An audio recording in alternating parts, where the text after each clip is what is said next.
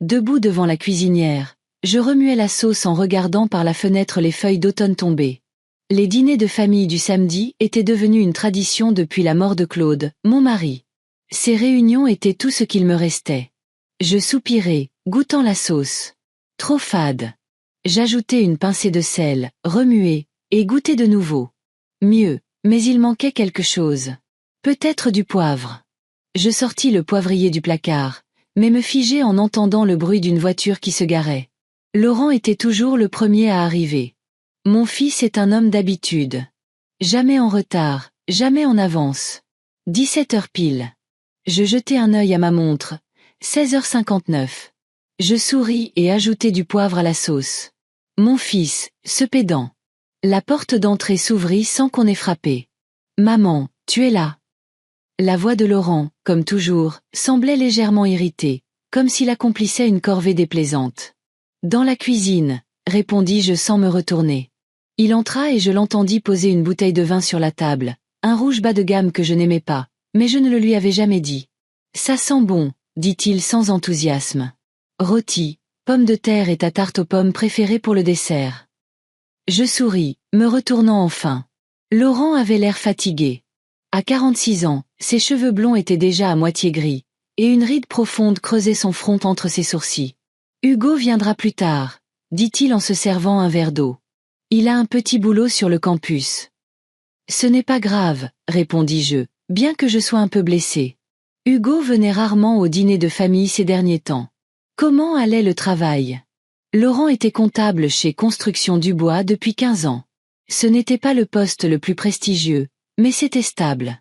La routine, haussait-il les épaules. Le superviseur cherche encore la petite bête. La semaine prochaine, c'est le rapport trimestriel, alors je vais faire des heures supplémentaires. Pourquoi ne pas te cuisiner quelque chose pour la semaine? Le congeler en portions. Commençai-je. Mais il m'interrompit. Maman, je ne suis plus un enfant. Je me débrouillerai. J'hochai la tête, ravalant la réponse qui allait sortir. Bien sûr qu'il se débrouillerait. Il commanderait une pizza ou des plats chinois. Et ensuite, il se plaindrait de brûlures d'estomac. La sonnette retentit. Ça doit être Mireille et les enfants, dis-je en m'essuyant les mains sur un torchon. Laurent fredonna. Je suis surpris qu'ils viennent. Vu tout ce que Mireille traverse en ce moment. Son ton était désobligeant. Mes enfants ne s'étaient jamais vraiment bien entendus. Compétition, jalousie, appelez ça comme vous voulez, mais il n'y avait pas de chaleur entre eux. J'ouvris la porte. Mireille, ma fille, se tenait sur le seuil avec son air de mécontentement perpétuel. Derrière elle, ses enfants traînaient des pieds. Dorine, les yeux rivés sur son téléphone, et Léo, qui tenta immédiatement de se faufiler dans la maison. « Salut maman !» Mireille m'enlaça brièvement. Elle sentait le parfum cher et la fatigue. Désolée pour le retard. Dorine n'arrivait pas à décider quoi mettre. Je ne voulais même pas venir, marmonna Dorine, toujours sur son téléphone. Dorine, la réprimanda Mireille. Ce n'est rien, souris-je en essayant d'alléger l'atmosphère. Entrez. Le dîner est presque prêt. J'espère que tu n'as rien cuisiné avec du gluten, dit Mireille en entrant dans la maison. J'essaie un régime sans gluten. Depuis la semaine dernière, Léo leva les yeux au ciel. Ne sois pas insolent, lui lança sèchement Mireille. Je ne mentionnais pas que le rôti était servi avec une sauce liée à la farine, et que la tarte était faite avec une pâte classique. C'était juste une autre des manies de Mireille. Dans une semaine, elle trouverait un nouveau régime ou un nouveau passe-temps.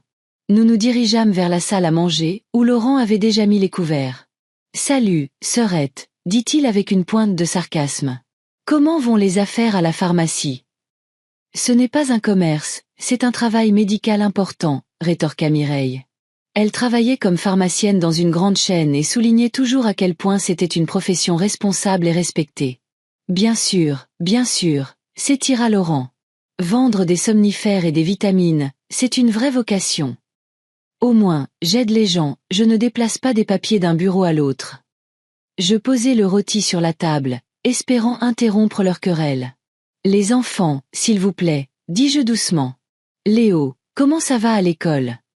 Léo, qui s'était déjà affalé sur sa chaise et avait sorti sa console de jeu portable, se détacha à contre-cœur de l'écran. Ça va. Il a raté son contrôle d'algèbre, intervint Mireille. Et il va devoir prendre des cours avec un tuteur qui coûte 50 € de l'heure. 45 €, précisa Léo. Quelle différence, s'emporta Mireille. J'ai à peine de quoi joindre les deux bouts, et voilà encore des dépenses supplémentaires. Je me servis une part de rôti, essayant d'ignorer l'allusion. Peut-être que je pourrais aider Léo en algèbre. J'ai travaillé dans l'éducation toute ma vie, après tout. Diriger une école maternelle et enseigner l'algèbre, ce n'est pas la même chose, maman, dit Mireille avec condescendance. Et puis, ils enseignent avec de nouvelles méthodes maintenant. Je retins un soupir.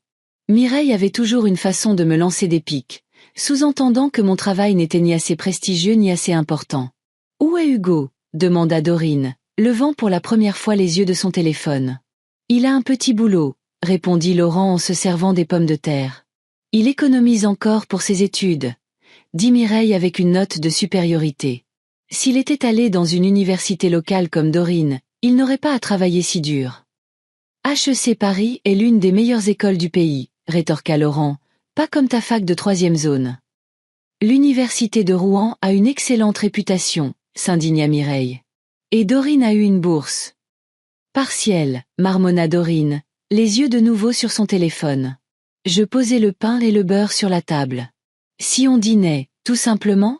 J'ai cuisiné toute la journée. Mireille regarda le pain avec mécontentement. Maman, je t'ai dit, pas de gluten. Désolée, ma chérie. J'ai oublié, mentis-je. Nous commençâmes à manger dans un silence tendu, seulement rompu par le bruit des couverts et les bips occasionnels du téléphone de Dorine. Dorine, pose ce téléphone, dit finalement Mireille. On est à table. De toute façon, personne ne parle à personne ici, marmonna Dorine, mais elle rangea son téléphone. Comment vont les études? Demandai-je pour essayer de lancer la conversation. Ça va, haussa-t-elle les épaules. Mon prof d'histoire est un con. Il m'a donné une dissertation de 5000 mots. Dorine, surveille ton langage, dit Mireille automatiquement. Tu sais, dis-je, quand j'étais à l'université, nous avions aussi un prof d'histoire très strict, le professeur Hamel. On avait tous peur de lui, mais j'ai ensuite réalisé que c'était grâce à son exigence que j'ai. Maman, m'interrompit Mireille. Personne n'est intéressé par tes histoires du siècle dernier. Je me tus, sentant le rouge. Me monter aux joues. En fait, intervint Laurent, moi, ça m'intéresse. C'est mieux que d'entendre tes problèmes sans fin. Oh, bien sûr, Mireille leva les yeux au ciel. Tu es le fils parfait. Tu ne demandes jamais d'argent, tu ne te plains jamais. Au moins, je ne supplie pas ma mère de me donner de l'argent chaque semaine, dit Laurent. Je ne supplie pas, s'indigna Mireille. J'emprunte juste parfois de l'argent jusqu'à la paix. Que tu ne rembourses jamais, rétorqua Laurent. Assez. Je haussai rarement la voix, et tout le monde se tut de surprise. Je vous ai invité à dîner pour que nous passions du temps ensemble, en famille. Est-ce vraiment si difficile de simplement parler comme des êtres humains? Il y eut une pause gênante. Désolé, maman, dit finalement Laurent. C'est juste que tu lui laisses toujours tout passer. Quoi? Mireille s'étouffa presque. C'est à moi qu'on laisse tout passer? Et toi alors? Tu te souviens quand tu as détruit la voiture de père et que maman a payé les réparations? J'avais 17 ans, c'était il y a 30 ans. Tu te souviens quand tu as raté tes examens d'entrée à la fac et que maman a supplié le doyen de te donner une seconde chance? Au moins, je suis entrée dans une université normale, pas. Assez! Criai-je vraiment cette fois. Je vous jure que vous vous comportez pire que les enfants de ma maternelle. Le silence se fit dans la pièce. Même Léo se détacha de son jeu, me regardant avec surprise. Désolé, mamie, marmonna-t-il. Je pris une profonde inspiration, essayant de me calmer. Finissons de dîner, d'accord? Et ensuite, il y aura le dessert. Au gluten, ricana Dorine, et Mireille lui lança un regard assassin. Nous continuâmes à manger en silence. Je sentais la tension monter de minute en minute. Mes enfants n'avaient pas changé. Ils avaient tous les deux la quarantaine, mais ils se disputaient toujours mon attention, mon amour, mon argent. L'argent. C'était toujours la pierre d'achoppement. Après la mort de Claude, j'ai touché une assurance vie décente.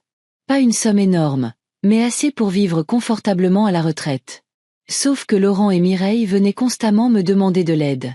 Laurent était plus réservé, demandant rarement mais de grosses sommes, pour un acompte sur une maison, pour payer les études d'Hugo. Mireille demandait souvent, soi-disant pour une avance sur salaire, mais elle ne remboursait jamais. « Mamie, » dit soudain Dorine, « tu pourrais m'aider à acheter un ordinateur portable pour les cours ? Le mien est si vieux qu'il plante tout le temps. » Dorine, la pressa Mireille, mais sans grand enthousiasme. « Quoi ?» Dorine haussa les épaules. « Tu as dit toi-même que mamie pourrait t'aider. »« Je n'ai pas. » commença Mireille, mais elle s'arrêta sous mon regard. « Combien coûte un ordinateur portable ?» demandai-je, lasse. « Environ 2000 €, répondit rapidement Dorine. « Mais c'est vraiment nécessaire pour les études. Il y a des logiciels spéciaux. » 2000 €? Intervint Laurent. « Tu peux acheter 3 bons portables pour ce prix. » C'est un Mac, pour le design. Dorine leva les yeux au ciel. « Tu ne comprends rien. »« Il te faut absolument un Mac ?» demanda Laurent. « Ou c'est juste pour frimer ?» Laurent, s'indigna Mireille. « Quoi ? Ta fille veut escroquer sa mère de 2000 € pour un jouet et c'est ma faute ? » « Ce n'est pas un jouet !» s'exclama Dorine. « D'ailleurs, intervint Mireille, ton fils a reçu bien plus de sa mère pour sa précieuse école HEC. C'est un investissement dans son éducation, haussa la voix Laurent. Pas un gadget qui sera obsolète dans un an. Assez. Je frappai la paume de ma main sur la table. Ça suffit. Tout le monde se tut de nouveau. Je sentais ma tête commencer à me faire mal. Dorine, dis-je calmement, je vais réfléchir pour l'ordinateur portable, mais 2000 €, c'est trop. Mais mamie, j'ai dit que j'allais y réfléchir, la coupai-je. Nous terminâmes le dîner en silence. Quand j'apportai la tarte aux pommes, Mireille secoua simplement la tête. Le gluten, me rappela TL. Il en restera plus pour nous, marmonna Laurent en prenant une grosse part. Après le dessert, Laurent fut le premier à partir.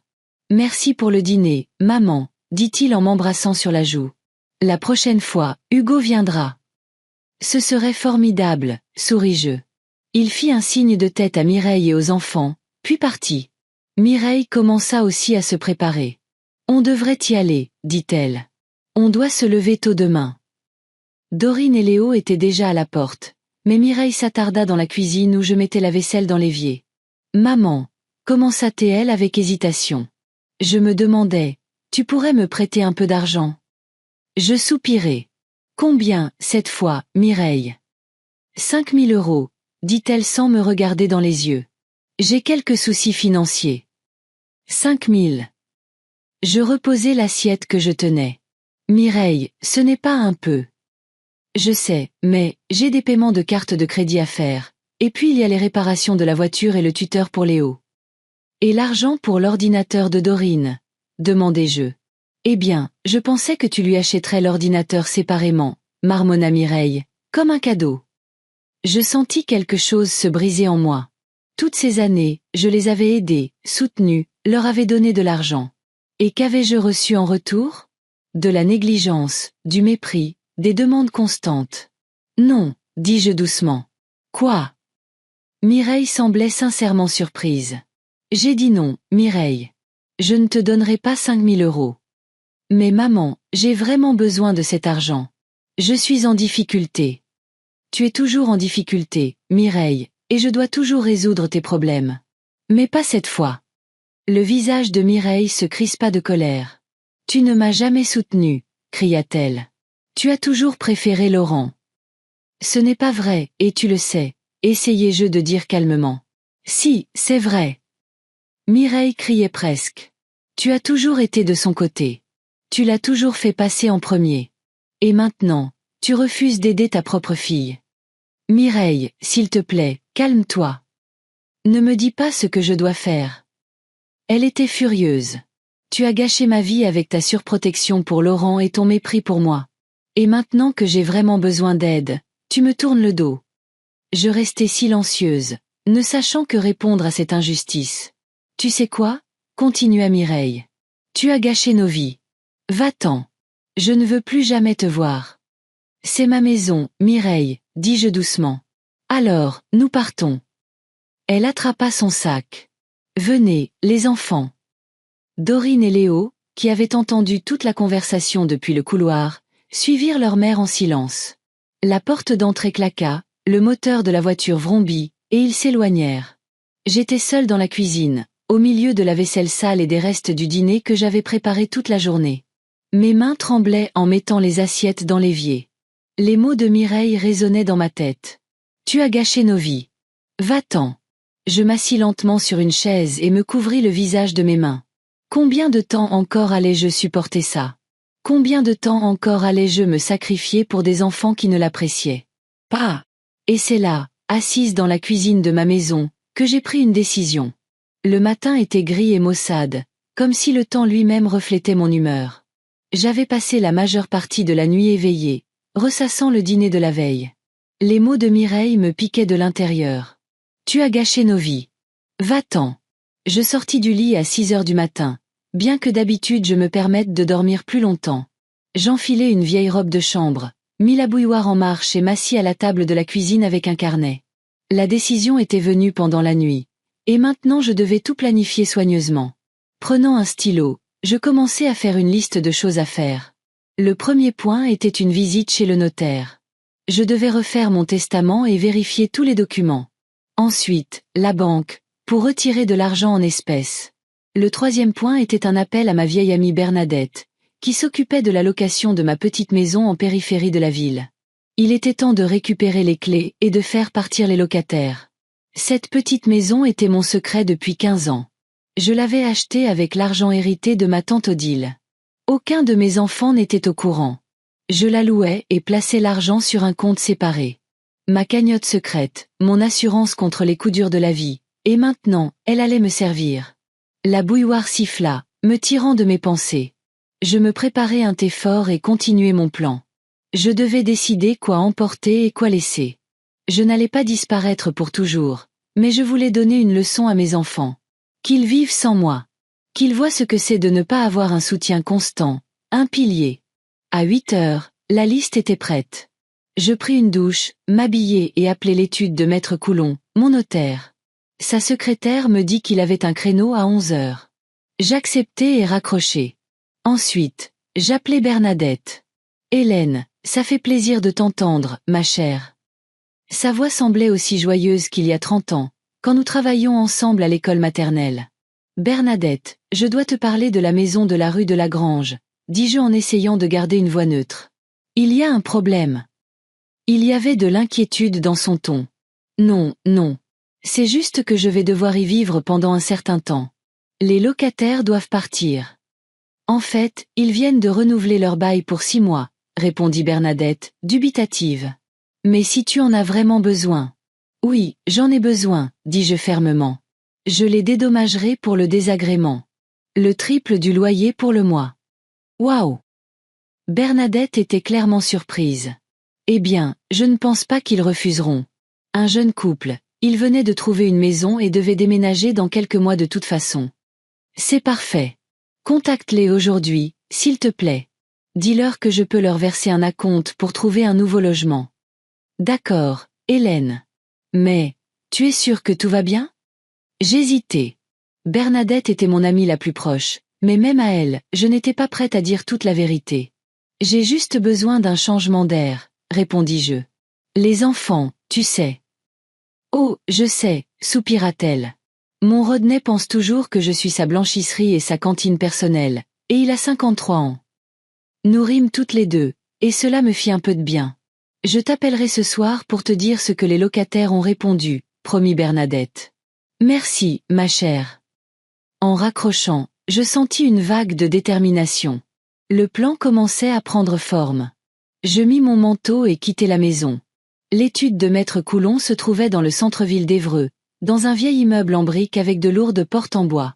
Je montai les escaliers grinçants jusqu'au premier étage et entrai dans la réception où je fus accueilli par la secrétaire, une jeune femme au sourire amical. « Madame Paddock, Maître Coulon vous attend », dit-elle en me faisant entrer dans le bureau. Maître Coulon était un homme maigre d'une 60aine d'années, aux cheveux gris clairsemés et au regard perçant. Il se leva de son bureau à mon entrée et me serra la main. « Madame Paddock, heureux de vous voir. Asseyez-vous. » Je m'assis dans le fauteuil en cuir en face de son bureau. Que puis-je faire pour vous? Demanda-t-il en chaussant ses lunettes et en prenant un stylo. Je veux changer mon testament, dis-je sans préambule. Il hocha la tête, pas du tout surpris. Quel genre de changement souhaitez-vous apporter? Je pris une profonde inspiration.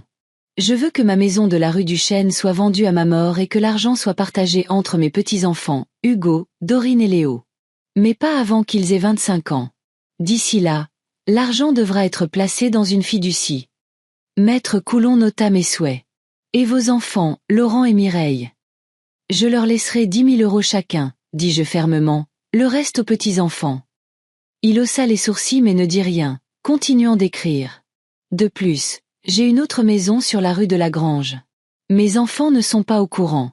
Je veux l'inclure également dans l'héritage de mes petits-enfants. Je devrais vérifier les titres de propriété de cette maison, dit Maître Coulon. Pouvez-vous les fournir? Oui, je les ai à la maison. Je vous les apporterai un de ces jours, répondis-je. Et je veux aussi que mon amie Bernadette Martin soit nommée exécutrice testamentaire à la place de Laurent. Maître Coulon me regarda attentivement par-dessus ses lunettes. Madame Paddock, puis-je vous demander la cause de ce changement majeur? Je n'étais pas prête à être franche, mais quelque chose dans son regard, une compréhension professionnelle non assombrie par le jugement, me fit répondre honnêtement. Mes enfants me tiennent pour acquise, Maître Coulon. Ils pensent que j'existe uniquement pour les aider moralement, physiquement, financièrement. Mais j'ai 68 ans et je veux vivre pour moi, au moins pour le peu de temps qu'il me reste. Il hocha la tête avec compréhension. Je préparerai un Nouveau Testament d'ici la fin de la semaine. Vous devrez venir le signer en présence de témoins. Merci, Maître Coulon. En quittant son bureau, je me sentis étrangement soulagé, comme si j'avais fait le premier pas vers la liberté. Mon prochain arrêt fut la banque. Je retirai 15 000 € en espèces, assez pour vivre plusieurs mois sans toucher à mes économies principales.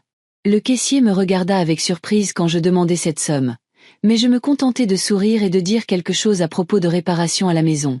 Après avoir quitté la banque, je décidai de me promener dans le centre-ville. Évreux avait été ma maison toute ma vie. Je suis née ici en 1957, fille d'un instituteur et d'une mère au foyer. Mon enfance n'a pas été heureuse. Mon père buvait et ma mère était toujours épuisée et irritable. Nous vivions dans une petite maison à la périphérie de la ville qui avait toujours besoin de réparation. Je me souvenais de ma mère pleurant la nuit quand elle pensait que je dormais, de mon père entrant ivre et lui criant dessus, de comment je me cachais dans le placard, me bouchant les oreilles avec mes mains. C'est peut-être pour cela que j'étais si déterminée à créer la famille parfaite. Épouser un homme bien, avoir des enfants, leur donner tout ce que je n'avais pas eu, l'amour, le soutien, la stabilité. Claude semblait être ce genre d'homme quand je l'ai rencontré. Il travaillait pour une entreprise de construction, était sérieux et responsable. Nous nous sommes mariés quand j'avais 22 ans, et Laurent est né peu de temps après. 3 ans plus tard, Mireille est arrivée. Nous avons acheté une maison sur la rue du Chêne, pas luxueuse, mais spacieuse et confortable. Je travaillais comme directrice de l'école maternelle locale. Claude gravissait les échelons. Tout allait bien pendant les 10 premières années. Puis Claude a commencé à boire. Pas beaucoup au début. Quelques bières le soir, puis de plus en plus. Il n'est pas devenu violent comme mon père, mais il s'est renfermé sur lui-même. Apathique, indifférent. L'argent que nous économisions pour les études des enfants a commencé à disparaître. Je prenais des heures supplémentaires pour compenser ces dépenses croissantes. Les enfants grandissaient sans comprendre ce qui se passait. J'essayais de les protéger des problèmes, de créer l'illusion d'une famille normale. Claude pouvait être absent de la maison pendant des jours, et je disais aux enfants qu'il était en voyage d'affaires. Quand il a perdu son emploi, j'ai expliqué qu'il avait décidé de changer de carrière. Tout a changé quand Laurent a eu 15 ans. Il a trouvé son père dans le garage, ivre au point d'être inconscient, dans une mare de son propre vomi. Après cela, l'illusion s'est effondrée. Laurent est devenu renfermé, agressif. Mireille, qui avait 12 ans à l'époque, est au contraire devenue trop responsable, essayant de remplacer son père. Elle cuisinait, nettoyait, m'aidait avec les tâches ménagères. Claude est mort à 56 ans d'une cirrhose du foie. À ce moment-là, nos enfants étaient adultes. Laurent était à l'université. Mireille venait de terminer le lycée. Ils n'ont pas pleuré à l'enterrement. Moi non plus. Claude avait depuis longtemps cessé de faire partie de notre famille, devenant un étranger qui dormait parfois chez nous. Après sa mort, j'ai touché l'argent de l'assurance. Pas une somme énorme, mais assez pour aider les enfants à se remettre sur pied. Laurent voulait aller dans une université prestigieuse, et j'ai payé ses frais de scolarité. Mireille a choisi une université locale, mais elle avait besoin d'argent pour un appartement. J'ai aidé avec ça aussi. J'étais toujours là pour eux, les soutenant toujours. Quand Laurent s'est marié et qu'Hugo est né, je me suis occupée de mon petit-fils pendant que les jeunes parents travaillaient. Quand Mireille a divorcé de son mari, la laissant seule avec 2 enfants, j'ai pris en charge une partie de ses soucis. Je n'ai jamais réalisé que mon sacrifice pouvait leur nuire, qu'en résolvant leurs problèmes, je leur enlevais l'occasion d'apprendre l'indépendance, que mon aide était devenue une béquille sans laquelle ils ne pouvaient plus marcher. La promenade m'a menée à un petit parc au centre de la ville. Je me suis assise sur un banc et j'ai regardé les enfants jouer pendant un moment. Ils couraient, riaient, tombaient et se relevaient sans demander l'aide de leurs parents. J'ai pensé que c'était peut-être ce qui manquait à mes enfants. L'occasion de tomber et de se relever par eux-mêmes. Mon téléphone a sonné. C'était Bernadette. « Hélène, j'ai parlé aux locataires, dit-elle. Ils sont prêts à déménager d'ici la fin de la semaine si tu leur rembourses les frais de déménagement et leur rends la caution. » Bien sûr, répondis-je. Je les rembourserai. Dis-leur de préparer une liste des dépenses. Tu es sûre de vouloir faire ça? Bernadette semblait inquiète. Absolument, dis-je fermement. Parfois, il faut faire ce qui est le mieux pour soi, pas pour les autres. Après avoir parlé à Bernadette, je suis rentrée chez moi et j'ai commencé à faire une liste des choses que j'emporterais. Seulement l'essentiel, vêtements, documents personnels, quelques livres, albums photos, médicaments. Le reste pouvait attendre. J'ai passé le lendemain à préparer méthodiquement mon départ. J'ai vidé les placards, trié les affaires, fait les valises. J'ai préparé un dossier de documents, police d'assurance, dossiers médicaux, contacts de médecins. J'ai appelé les services publics pour me renseigner sur la possibilité de déconnecter temporairement certains services. Laurent a appelé ce soir-là, mais je n'ai pas répondu. Je n'étais pas prête à lui parler, craignant de changer d'avis. À la place, je lui ai envoyé un texto. Ça va, juste fatigué. On se parle plus tard. Il n'a pas rappelé. Le 3e jour après le dîner mémorable, je suis allée à la banque et j'ai fermé le compte joint que je détenais pour aider les enfants. J'ai transféré l'argent sur mon compte personnel. Puis je suis allée voir Maître Coulon et j'ai signé le Nouveau Testament en présence de 2 témoins, sa secrétaire et un jeune avocat du bureau d'Axe en Grave-Côté. Êtes-vous sûr de ne pas vouloir informer vos enfants de votre décision? Demanda Maître Coulon lorsque nous eûmes terminé les formalités. Non, secouai-je la tête. Que ce soit une surprise. S'il m'arrive quelque chose, ils l'apprendront par Bernadette. Il hocha la tête avec compréhension et me serra la main. Bonne chance à vous, Madame Paddock. Le soir, j'ai parlé à Bernadette. Les locataires avaient accepté de déménager d'ici samedi, dans 3 jours. Je lui ai demandé de les rencontrer, de leur remettre l'argent et de récupérer les clés. Elle a accepté, bien que je sente que toute cette affaire ne lui plaisait pas. Tu ne diras pas à mes enfants où je suis s'ils te le demandent, n'est-ce pas? Demandai-je.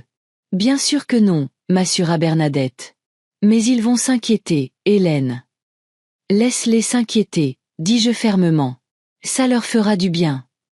Vendredi, tout était prêt. J'ai chargé le coffre de ma vieille Ford et préparé la maison pour l'absence de sa maîtresse. La touche finale fut le petit mot que je laissai sur la table de la cuisine. J'ai pris tes paroles à cœur. Je ne vous dérangerai plus. Hélène. Je savais que ce mot les rendrait nerveux, peut-être même effrayés. Mais après tant d'années de sacrifice pour eux, j'avais droit à une petite vengeance. Samedi matin, alors que le soleil commençait à peine à poindre à l'horizon, je suis montée dans ma voiture et j'ai quitté le garage. J'ai jeté un dernier regard à la maison où j'avais vécu la majeure partie de ma vie, élevé mes enfants, enterré mon mari. Puis, avec détermination, j'ai tourné la clé dans le contact et je suis partie. La maison de la rue de la Grange m'attendait. Petite, confortable, juste à moi. Un endroit où je pourrais enfin vivre pour moi-même, loin des exigences et des attentes de mes enfants. Je n'allais pas disparaître pour toujours, mais je voulais leur donner une leçon. Qu'ils réalisent que je n'étais pas seulement une mère et une grand-mère, mais un être humain avec ses propres désirs et besoins. Bernadette m'attendait devant la maison avec les clés. Les locataires avaient déjà déménagé, laissant la maison propre et bien rangée. Nous nous sommes serrés dans les bras, et je fus soulagée que la première étape soit terminée. Voilà, dit Bernadette en regardant le petit salon. Ton nouveau départ. J'acquiesçai, incapable de dire un mot sous le coup de l'émotion. Un nouveau départ, en effet. À 68 ans, j'avais enfin décidé de commencer à vivre pour moi. Bernadette m'aida à décharger mes affaires et partie, promettant d'appeler tous les jours. J'étais seule dans la maison silencieuse qui n'appartenait plus qu'à moi. Je me suis assise dans un fauteuil près de la fenêtre, regardant la lumière du soleil jouer sur le sol, et je me suis sentie en paix pour la première fois depuis longtemps. Je savais que les enfants découvriraient bientôt ma disparition. Je savais qu'ils appelleraient, me chercheraient, peut-être même contacteraient la police. Mais j'étais préparée à cela. Mon téléphone portable gisait, éteint dans le tiroir de mon bureau. Je le rallumerai quand je serai prête. Pour l'instant, il était temps de vivre pour moi. Regardant la lumière du soleil, je pensais aux mots que j'avais écrits dans le mot. Je ne vous dérangerai plus. Je me demande s'ils réaliseront à quel point ils ont été injustes avec moi. Réaliseront-ils tout ce que j'ai fait pour eux? Ou seront-ils simplement en colère que j'ai osé perturber leur routine? Eh bien, nous le saurons assez tôt, pensai-je en fermant les yeux et en laissant la chaleur du soleil m'envelopper. J'ai pris tes paroles à cœur. Je ne vous dérangerai plus. Le premier matin dans la nouvelle maison commença par le silence, un silence inhabituel et vibrant, non perturbé par les appels téléphoniques, les messages et le sentiment constant que quelqu'un avait besoin de quelque chose de moi. Je me suis réveillée à l'aube, par des années d'habitude, mais pour la première fois depuis longtemps, je suis restée au lit, savourant la paix. Personne n'attendait le petit déjeuner. Personne ne réclamait mon attention. Personne ne demandait de l'aide. La maison de la rue de la Grange était petite mais confortable. Une chambre, un salon combiné avec une cuisine, une petite salle de bain et une terrasse donnant sur le jardin. Les locataires précédents l'avaient laissée en bon état, mais je prévoyais quand même de faire des changements pour qu'elle soit vraiment mienne. Quand je suis enfin sortie du lit, je me suis fait une tasse de thé fort, sans sucre, comme je l'aimais. Pas avec les 2 cuillerées que Laurent préférait quand il venait pour le petit déjeuner. Prenant ma tasse, je suis sortie sur la terrasse. La matinée d'octobre était fraîche mais ensoleillée. Le jardin entourant la maison avait l'air négligé.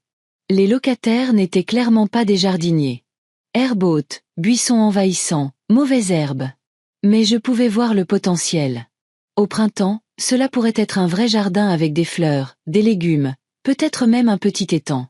J'avais toujours aimé m'occuper des plantes, mais Claude s'occupait du jardin dans l'ancienne maison, et après sa mort, j'avais été trop occupée à aider les enfants et les petits-enfants. Maintenant, de nouvelles opportunités s'offraient à moi. Après avoir fini mon thé, j'ai fait une liste de courses, épicerie, produits de première nécessité, graines pour le jardin. Bernadette avait promis de passer dans l'après-midi pour m'aider à m'installer. Mais en attendant, j'ai décidé d'explorer le quartier. La rue de la Grange était à la périphérie d'Évreux, presque en dehors des limites de la ville. C'était calme, paisible, et principalement habité par des personnes âgées et de jeunes familles qui ne pouvaient pas se permettre des maisons dans des quartiers plus chics. J'aimais l'atmosphère. Pas d'agitation, pas d'ostentation. J'enfilai un manteau léger et sortis. Je marchai jusqu'à une petite épicerie de quartier et achetai du pain, du lait et des œufs. La vendeuse, une femme d'âge mûr et pleine de gentillesse, me sourit. « Vous êtes nouvelle ici ?»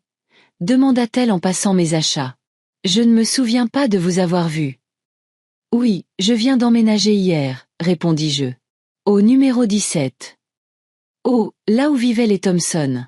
Un couple charmant, mais je pensais qu'ils ne partaient pas avant un mois. »« Les circonstances ont changé, » dis-je évasivement. J'étais propriétaire de la maison, je la louais, et maintenant je voulais y vivre moi-même. « Je vois, » hocha la tête la vendeuse. « Mon nom est Isabelle, au fait. Si vous avez besoin de quoi que ce soit, n'hésitez pas. On est comme une grande famille ici. » Une famille. C'était un mot qui me donnait des sentiments mitigés. Je souris avec reconnaissance à Isabelle et retournai à ma nouvelle maison. Je passai le reste de la matinée à faire le ménage. La maison était propre, mais je voulais organiser les choses à ma façon, pour me débarrasser de toute trace des occupants précédents. Vers midi, Bernadette arriva avec des cartons de livres qu'elle avait stockés dans son garage, ma petite bibliothèque, collectionnée au fil des ans. « Alors, comment ça va ?» demanda-t-elle en m'aidant à ranger les livres sur les étagères. « Tu ne regrettes pas ta décision ?»« Pas une seconde, » répondis-je fermement. « Pour la première fois depuis des années, je me sens libre. » Et les enfants, ils savent déjà. Je secouai la tête. Ils ont dû trouver le mot hier ou aujourd'hui. J'ai éteint mon téléphone, donc je ne sais pas s'ils ont essayé de me contacter.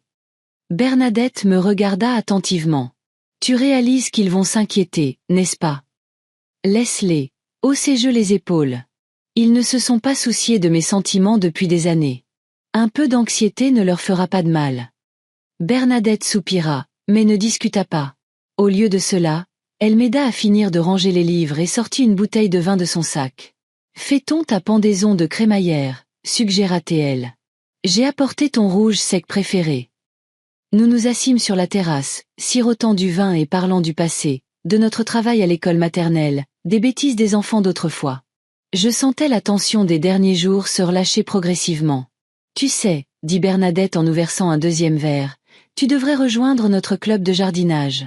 On se réunit 2 fois par semaine, on échange des plantes, on partage nos expériences. Surtout des personnes âgées, mais toutes très sympathiques. C'est une excellente idée, hochai-je la tête. Quand est la prochaine réunion? Jeudi, au centre socioculturel. Je passerai te chercher. Quand Bernadette partit, je me retrouvai seule dans le crépuscule grandissant. Pour la première fois depuis longtemps, je n'avais nulle part où me presser, personne à nourrir, personne dont m'occuper. Je pouvais simplement m'asseoir et regarder les étoiles s'allumer. Le lendemain matin, je me suis réveillée avec un sentiment d'anticipation. Une journée entière s'offrait à moi, n'appartenant qu'à moi.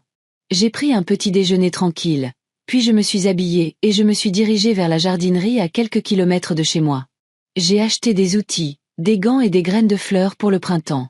Le vendeur, un jeune homme avec des tatouages et des yeux bienveillants, m'a expliqué en détail comment préparer le jardin pour l'hiver. De retour à la maison, j'enfilai un vieux jean et un pull et me mis au travail dans le jardin. Je coupais l'herbe, taillais les buissons, arrachais les mauvaises herbes. Le travail physique était étrangement apaisant. Je sentais la tension de nombreuses années me quitter progressivement à chaque mouvement, à chaque bouffée d'air frais d'automne. Le soir, j'étais épuisée mais satisfaite.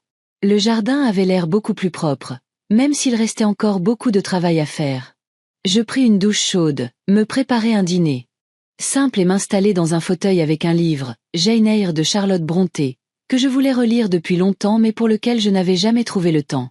Quelques jours passèrent au même rythme.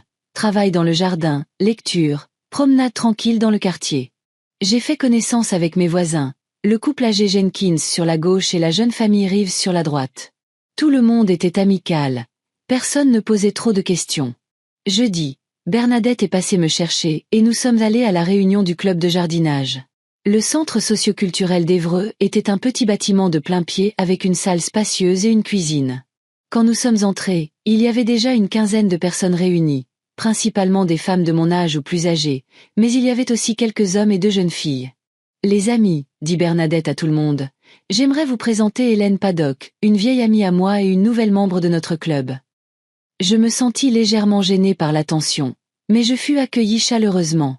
Une femme aux cheveux gris rassemblés en chignon se présenta comme étant Margot, la présidente du club, et me tendit une petite brochure avec les règles et le calendrier des réunions. Aujourd'hui, nous avons un atelier sur la taille des rosiers d'automne, dit-elle, et ensuite, thé et pâtisserie maison. La réunion s'est avérée fascinante. Un homme âgé nommé Edgar, un ancien jardinier professionnel, a montré comment tailler correctement les rosiers avant l'hiver. Puis tout le monde a partagé ses succès et ses échecs de jardinage et s'est donné des conseils. Personne ne m'a posé de questions sur ma famille. Personne n'a rien exigé en retour. Juste des gens unis par une passion commune. Après l'atelier, il y a eu le thé. J'ai commencé à discuter avec Margot et j'ai découvert qu'elle aussi avait été enseignante, mais au collège. Quand j'ai pris ma retraite, m'a-t-elle dit, je me suis sentie perdue. Toute ma vie, je m'étais occupée des autres. D'abord mes parents, puis mon mari, mes enfants, mes élèves. Et puis soudain, je me suis retrouvée à n'être nécessaire à personne. Le jardin m'a sauvée. Là, j'ai enfin trouvé du temps pour moi. Ces paroles ont résonné profondément en moi.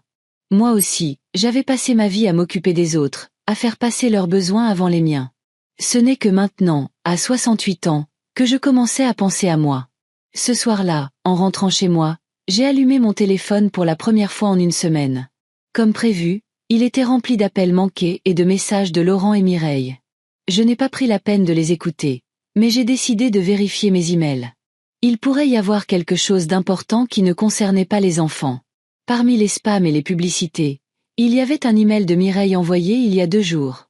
Le titre disait « Maman, où es-tu » Je l'ai ouvert. « Maman, qu'est-ce qui se passe ? Laurent et moi courons partout à ta recherche. Ton mot nous a fait peur.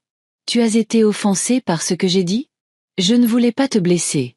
J'étais juste stressée par le travail et les enfants. S'il te plaît, appelle-moi dès que possible. Léo est malade et j'ai dû prendre un congé pour le garder.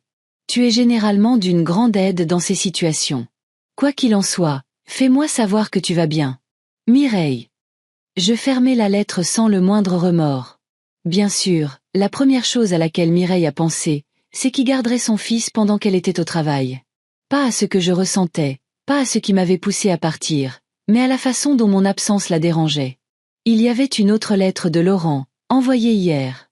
Mère, ce n'est plus drôle. Si tu voulais punir Mireille pour ses paroles, c'est fait. Elle s'est excusée. Mais disparaître sans prévenir, c'est trop. J'ai essayé de trouver les papiers de la maison et les assurances que tu gardais toujours, mais je ne les trouve pas. J'en ai besoin de toute urgence pour ma déclaration d'impôt. S'il te plaît, contacte-moi dès que possible. Laurent. Je souris amèrement. Laurent s'inquiétait pour les documents, pas pour moi. À quoi d'autre s'attendre, après tout ? J'ai éteint mon téléphone et je l'ai remis dans le tiroir de mon bureau. Il survivrait sans moi encore un peu. Les jours suivants furent remplis de préoccupations agréables. J'ai continué à travailler dans le jardin, à lire et à me préparer de bons repas. Samedi, Bernadette m'a invité à une petite fête pour son anniversaire. J'y ai rencontré ses amis, des gens intéressants et actifs de mon âge, qui ne restaient pas à la maison à se plaindre de leur maladie, mais voyageaient, avaient des passe-temps, profitaient de la vie. Je me souviens particulièrement d'Henri, un veuf svelte de 73 ans aux yeux joyeux et aux cheveux grisonnants sur les tempes. C'était un ingénieur à la retraite et un randonneur passionné. Nous avons commencé à parler de livres et il s'est avéré que nous avions des goûts similaires. Tu devrais passer au club de lecture que j'anime à la bibliothèque un de ces jours, dit-il. On se réunit tous les 2e mardis du mois. En ce moment, on discute de Steinbeck. J'adorerais, répondis-je, ressentant une légère excitation que je n'avais pas ressentie depuis des années. J'ai passé le dimanche à feuilleter des catalogues de jardinage et à planifier ce que je planterais au printemps. Le soir, j'ai décidé de vérifier à nouveau mon courrier et j'ai trouvé une autre lettre de Mireille, envoyée ce matin. Mère, Dorine est hystérique. Tu lui avais promis de l'aider pour son ordinateur portable et maintenant tu as disparu. Elle ne peut pas étudier correctement sans un nouvel ordinateur. Je ne peux pas me permettre un tel achat en ce moment, surtout après avoir dû payer une baby-sitter pour Léo pendant qu'il était malade. S'il te plaît, si tu lis ceci, fais-nous savoir que tu vas bien. Ou au moins, transfère l'argent pour l'ordinateur portable. Mireille. Je secouai la tête. Pas un mot d'inquiétude pour moi, juste des exigences et des récriminations. Eh bien, que Mireille gère seule les problèmes de ses enfants. Je fermai le courrier sans répondre. Lundi, je suis allée pour la première fois dans le centre-ville d'Évreux. J'avais besoin d'acheter quelques articles pour la maison, alors j'ai décidé de visiter un grand centre commercial. En choisissant des rideaux pour le salon, je suis tombée sur une voisine des Jenkins de mon ancien quartier. « Madame Paddock !» s'exclama-t-elle. « Quelle rencontre ! L'autre jour, j'ai vu votre fils devant chez vous. Il avait l'air inquiet. Quelque chose ne va pas ? » « Oh, ce n'est rien, » répondis-je calmement. « J'ai juste pensé prendre une petite pause des obligations familiales. Et vous, comment allez-vous, Madame Bloom ? » Nous avons bavardé quelques minutes, puis je me suis empressée de partir avant qu'elle ne commence à poser plus de questions. Je ne voulais pas qu'elle parle à Laurent de notre rencontre. Ce soir-là, je dînais sur la terrasse, profitant de la paix et de la tranquillité, quand le téléphone fixe a sonné. Seule Bernadette connaissait le numéro, alors j'ai décroché sans crainte. Hélène, c'était la voix de Bernadette. Tu ne vas pas le croire, mais tes enfants sont venus me voir aujourd'hui. Laurent et Mireille. Je me redressai. Qu'est-ce qu'ils voulaient ? Ils m'ont demandé si je savais où tu étais. Je leur ai dit que je savais que tu allais bien, mais que tu ne voulais pas qu'ils sachent où tu te trouvais. Et comment ont-ils réagi ? Laurent était calme, mais Mireille a crié que tu étais irresponsable et égoïste de les abandonner alors qu'ils avaient besoin de ton aide. Je souris amèrement. Bien sûr, comment pourrait-il se passer de mon aide? Ils avaient l'air désemparés, Hélène. Surtout Laurent. Il a dit qu'il ne trouvait pas certains documents importants que tu gardais. Je les ai, répondis-je. Et je les rendrai quand je le jugerai opportun. Je n'ai pas donné ton adresse. Ne t'inquiète pas, m'assura Bernadette. Mais peut-être que tu devrais au moins les appeler, leur dire que tu vas bien. Je réfléchis. Peut-être que Bernadette avait raison. Je voulais leur donner une leçon, pas les faire souffrir pour de vrai. J'y réfléchirai, répondis-je. Merci de m'avoir prévenu. Après avoir parlé à Bernadette, je suis restée assise sur la terrasse pendant un long moment, à réfléchir. Une partie de moi voulait appeler les enfants, les rassurer. Mais l'autre partie, celle qui avait passé des années à réprimer ses désirs pour leur bien, disait fermement, non. Qu'ils sachent ce que c'est de ne pas avoir de tes nouvelles. Jeudi, je suis allée à la bibliothèque pour la réunion du club de lecture qu'Henri avait mentionné. Il discutait des raisins de la colère de Steinbeck, un livre que j'avais lu il y a des années et dont je me souvenais vaguement, mais la discussion fut si fascinante que je décidai de relire le roman. Henri me présenta au reste du club. 6 hommes et femmes de différents âges, unis par l'amour de la littérature. Après la réunion, Henri proposa de me raccompagner. Si ça ne vous dérange pas, ajouta-t-il, j'habite juste à côté de la rue de la Grange. Nous marchâmes dans les rues automnales d'Évreux, parlant de livres, de la vie, de voyages. Henri me parla de son voyage en Irlande l'été dernier, des collines verdoyantes et des anciens châteaux. Je l'écoutais avec un réel intérêt, imaginant ces lieux et réalisant que j'aimerais les voir aussi. « Vous voyagez, Hélène ?» me demanda-t-il. « Pas autant que je le voudrais, » répondis-je sincèrement. Il y avait toujours des obligations, des soucis. Mais maintenant, ce serait peut-être le bon moment pour commencer. Il n'est jamais trop tard, sourit-il. À notre âge, il ne faut rien remettre à plus tard. Ces paroles me firent réfléchir. En effet, combien de choses avais-je remises à plus tard, et qui n'étaient jamais arrivées? Combien de désirs et de rêves étaient restés non réalisés parce qu'il y avait toujours des choses plus importantes à faire? Le travail, les enfants, les petits-enfants. Quand nous sommes arrivés à ma maison, Henri me dit au revoir galamment, me prenant la main et la serrant légèrement. « J'espère vous voir à la prochaine réunion du club, » dit-il. « Et peut-être pourrions-nous déjeuner ensemble un de ces jours. » Je sentis le rouge me monter aux joues, comme si j'étais redevenue une jeune fille et non une veuve de 68 ans. « J'adorerais, » répondis-je. De retour chez moi, je me sentis vraiment vivante pour la première fois depuis longtemps. De nouvelles amitiés, de nouveaux intérêts, de nouvelles opportunités. Tout était inspirant et stimulant. Je n'étais plus seulement une mère et une grand-mère, j'étais Hélène Paddock, une femme avec ses propres désirs, rêves et projets. Le téléphone continuait de sonner, mais je ne répondais pas. Qu'ils comprennent ce que c'est d'avoir besoin de quelqu'un qui ne répond pas à vos appels. Cela faisait 1 mois que j'avais quitté la maison. Novembre avait été froid et pluvieux, mais ma petite maison de la rue de la Grange était chaude et accueillante. Je l'avais aménagée à mon goût. J'avais accroché de nouveaux rideaux, acheté un fauteuil rembourré, disposé des livres et des photographies non pas de ma famille, mais des écoles maternelles où j'avais travaillé et des rares voyages que j'avais faits avec Claude. Ma nouvelle vie avait pris un rythme clair. Les mardis, j'allais au club de lecture, et les jeudis, au club de jardinage. Les lundis, mercredis et vendredis, je travaillais dans le jardin où je faisais le ménage. Les week-ends, je faisais les courses avec Bernadette ou je me promenais simplement dans le quartier. J'avais aussi commencé à voir Henri. Rien de sérieux, juste des déjeuners dans le café local, des visites à la foire de la ville, un concert de musique classique à l'université de Rouen. Mais malgré ma vie bien remplie, je pensais souvent à mes enfants et petits-enfants. Non pas qu'ils me manquaient, mais j'étais curieuse de savoir comment ils s'en sortaient sans moi.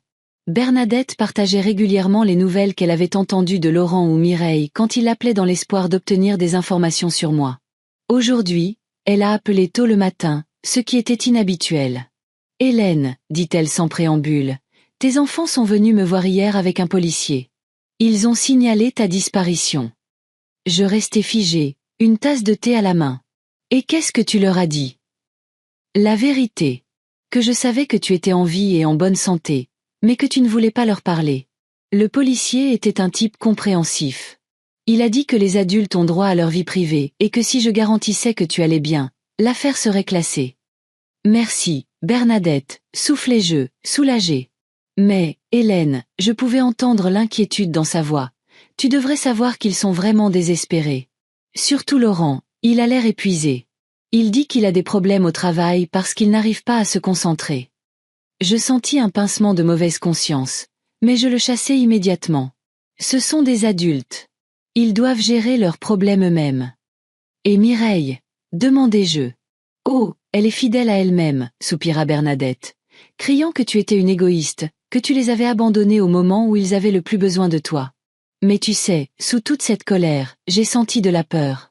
Elle n'est pas habituée à se débrouiller sans ton aide. Après avoir parlé à Bernadette, je suis restée longtemps à regarder la bruine par la fenêtre. Peut-être que ma leçon avait été trop dure. Mais je me suis alors souvenue de toutes les années où je m'étais donnée sans gratitude ni respect. Non, j'avais fait ce qu'il fallait. Cet après-midi-là, j'ai décidé de marcher jusqu'au centre-ville d'Évreux pour faire des courses et passer à la pharmacie chercher mes médicaments pour la tension. J'ai enfilé mon imperméable, pris un parapluie et suis sortie. J'évitais généralement le centre-ville de peur de rencontrer quelqu'un que je connaissais, mais aujourd'hui, la pluie avait dispersé la plupart des piétons et les rues étaient presque vides. Quand j'eus fini mes achats, je me dirigeais vers l'arrêt de bus quand j'ai vu une silhouette familière, Laurent. Mon fils se tenait devant la banque, parlant à un homme. Je me suis rapidement glissée dans la ruelle la plus proche, espérant qu'il ne m'avait pas vue. Mon cœur battait à tout rompre. Je n'étais pas prête pour une rencontre. Quand j'ai jeté un coup d'œil au coin de la rue, j'ai vu que Laurent avait déjà dit au revoir et se dirigeait vers sa voiture. Il avait l'air différent. Il semblait mince, hagard, ses mouvements agités et nerveux. Son visage était fatigué et anxieux. Ma disparition l'avait-elle affecté à ce point? J'ai attendu qu'il parte pour sortir de ma cachette. Sur tout le chemin du retour, l'image d'un Laurent abattu m'a poursuivi. Peut-être que j'étais allée trop loin. À la maison, j'ai trouvé Henri m'attendant sur le porche avec un bouquet de chrysanthèmes d'automne. J'ai pensé qu'un peu de couleur te ferait du bien par un jour si maussade, sourit-il. Sa présence m'a distraite de mes pensées angoissantes. Nous avons bu du thé et parlé du dernier livre que nous avions lu au club. Henri m'a parlé de ses projets de visiter l'Écosse l'été prochain et m'a demandé si je voulais l'accompagner. J'adorerais avoir de la compagnie, dit-il. En plus, ce serait moins cher de partager une chambre d'hôtel avec 2 lits. Je sentis le rouge me monter aux joues. Au cours du mois que nous avions passé ensemble, nous avions développé une amitié chaleureuse, mais nous n'avions parlé de rien de plus. Cependant, l'idée de voyager était tentante. J'y réfléchirai, dis-je. Ça me semble merveilleux. Quand Henri est parti, je me suis de nouveau mise à penser aux enfants. J'ai allumé mon téléphone portable pour la première fois depuis des semaines. Une avalanche de notifications d'appels manqués et de messages a littéralement fait exploser l'appareil. J'ai commencé à regarder les SMS. De Laurent, maman, s'il te plaît, appelle. On est tous très inquiets. De Mireille, où es-tu? Je deviens folle d'inquiétude. D'Hugo, mamie, qu'est-ce qui se passe? Papa est terrifié et tante Mireille aussi. S'il te plaît, fais-moi savoir que tu vas bien. Le dernier message m'a fait frémir. Hugo, mon petit-fils aîné, toujours si réservé et indépendant. Il ne demandait jamais d'aide, même quand il en avait besoin. J'ai ouvert la messagerie vocale. Le premier était un message de Laurent, daté du jour de mon départ. Maman, je viens d'être chez toi. J'ai trouvé ton mot. Qu'est-ce qui se passe? Appelle-moi immédiatement. Le suivant était de Mireille, 2 jours plus tard. Maman, ça a assez duré. Si tu es en colère contre moi pour l'autre soir, arrête de bouder. J'ai plein de problèmes. Léo est malade. J'ai dû prendre un jour de congé. Normalement, tu m'aides avec lui. Où es-tu? J'ai parcouru une dizaine de messages similaires et je me suis arrêtée sur le plus récent, de Laurent, d'il y a 3 jours. Maman, je ne sais pas si tu écoutes ces messages, mais si c'est le cas, s'il te plaît, appelle-moi. Quel que soit le problème, on peut en discuter. Tu me manques, et j'ai vraiment besoin de ton aide. J'ai des problèmes au travail. Je pourrais perdre mon poste. Je n'aurais jamais pensé dire ça, mais les choses s'effondrent sans toi. Sa voix semblait sincère, avec une note de désespoir que je n'avais jamais entendue auparavant. Ce n'était plus le Laurent suffisant qui pensait que tout le monde lui devait tout. Il avait vraiment besoin d'aide. J'ai éteint le téléphone et l'ai mis de côté. Des sentiments contradictoires m'envahissaient. D'un côté, j'étais heureuse que ma leçon ait fonctionné, que les enfants aient enfin réalisé à quel point ils dépendaient de moi. De l'autre, j'avais mal de réaliser qu'ils souffraient. Le lendemain, Bernadette est venue me voir après le club de jardinage. « J'ai des nouvelles », dit-elle en franchissant le seuil. « Hugo m'a appelé hier soir. Il a dit qu'il voulait me parler de toi. On s'est donné rendez-vous aujourd'hui après le travail. » « De quoi veut-il parler ?» J'étais inquiète. « Je ne sais pas. » Bernadette haussa les épaules. Mais il avait l'air sérieux. Il a dit qu'il avait trouvé un travail à temps partiel pour aider à payer ses études, car Laurent ne pouvait plus l'aider financièrement. Cette nouvelle m'a stupéfiée. Laurent avait toujours été fier que son fils étudie dans une grande école. Sa situation financière s'était-elle détériorée à ce point qu'il ne pouvait plus payer les frais de scolarité d'Hugo? Après le club de jardinage, je n'ai pu me concentrer sur rien. Mes pensées revenaient sans cesse à Hugo, à Laurent, à toute ma famille. J'ai décidé de faire une promenade pour me changer les idées. La journée était claire, bien que froide. J'ai marché dans les rues tranquilles d'Évreux, réfléchissant à ma décision. Il y a un mois, cela m'avait semblé la bonne chose à faire, que les enfants apprennent à ne pas me tenir pour acquise. Mais maintenant, je commençais à en douter. Peut-être que j'étais allée trop loin. Bernadette a appelé le soir. « Hélène, je viens de voir Hugo », dit-elle, la voix pleine d'émotion. « Tu dois savoir ce qui se passe avec tes enfants. Dis-moi. » J'ai serré plus fort le combiné. Laurent est sur le point d'être licencié. Il a manqué un rapport trimestriel important parce qu'il n'a pas pu trouver les documents que tu gardais toujours. Son patron est furieux. Pour ne rien arranger, il ne s'occupe plus du tout de sa maison. Elle est dans un état lamentable. Il ne mange que des plats préparés. Il a perdu 5 kilos. Je me suis souvenu de l'allure de Laurent devant la banque et j'ai senti une pointe de conscience. « Et Mireille ?» demandai-je à voix basse. « C'est pire », soupira Bernadette. Elle est au bord de la crise de nerfs. Léo est de nouveau tombé malade, mais cette fois, c'est grave, une pneumonie. Elle a dû prendre un congé sans solde pour s'occuper de lui. L'argent manque. Elle a déjà contracté des prêts. Et Dorine? Dorine a quitté l'université. Quoi? Je ne pouvais pas en croire mes oreilles. Pourquoi? Elle a trouvé un travail pour aider sa mère avec l'argent. Hugo dit que sans ton soutien, toute la famille s'effondre. Je suis restée silencieuse, digérant l'information. Dépendait-il vraiment autant de moi? Et Hugo? Demandai-je enfin. Il travaille de nuit dans un bar pour payer ses frais de scolarité. Il dort à peine, ses notes sont en baisse. Il a peur de perdre sa bourse. Mon cœur se serra. Hugo avait toujours été si déterminé, si sérieux, il ne méritait pas ça. Et qu'est-ce qu'Hugo voulait de toi? Lui demandai-je. Il m'a demandé de lui dire où tu étais. Il a dit qu'il voulait te parler, non pas pour te demander de l'argent ou de l'aide, mais pour s'assurer que tu allais bien. Il est très inquiet pour toi, Hélène. J'ai senti les larmes me monter à la gorge. Qu'est-ce que tu lui as dit? Que je ne pouvais pas révéler où tu te trouvais sans ta permission. Mais j'ai promis de te raconter ce qu'il m'a dit. Après avoir parlé à Bernadette, je n'ai pas pu dormir pendant longtemps. Je ne pouvais pas m'empêcher de penser à la souffrance de mes enfants et petits-enfants. Je voulais leur donner une leçon, mais pas leur ruiner la vie. Le matin, j'ai décidé de marcher jusqu'à l'ancienne maison, sans y entrer, juste pour regarder de loin. J'ai mis des lunettes de soleil et une écharpe pour ne pas être reconnue. La rue du Chêne m'a accueilli avec des sons et des odeurs familiers.